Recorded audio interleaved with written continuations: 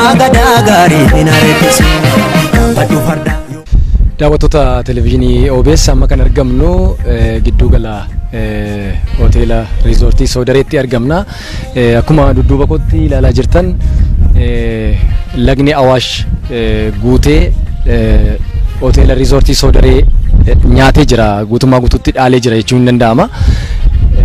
Manneen hedduun qabeenya keessa jiru guutummaa guutuutti nyaatee jira. Soodareen erga hojii dhaabee amma 6-7 ta'ee jira. Kana keessatti gaa namoonni carraan hojii isaaniif uumame hedduun hojii dhaabanii qabeenyi galii guddaa argamsiisuu kan malu ture. Hoteelli kun hanga ammaa hojii dhaabee jira. Isuma irratti immoo dabalataan qabeenyi as keessa jiru manneen hedduun bifa haaraatiin ijaaraman, manneen ammayyaan darbees immoo galmi hedduun qabeenya achi keessa jiru immoo mana sana keessa jiru hedduun nyaatamanii jiru galaana kanaanii.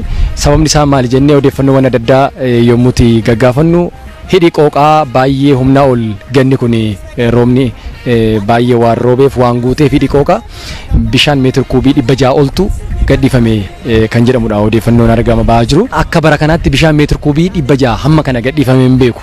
Kanaan dura waggaan Soodareen inuma nyaatama lolaadhaan jechuudha, yookaan immoo lagni Awaash guutee bakka bashannanaa kana giddu gala bashannanaa kana hoteela riizoortii Soodaree kana inuma nyaata. Inni baranaa adda akka dhufnee nutis daawwannetti hamma dhaqee bakka keessummoonni simataman darbee bishaan baaxii manaa hundumaa dhaalee uwwisee hamma irra garagalutti akkasitti nyaatameen beeku.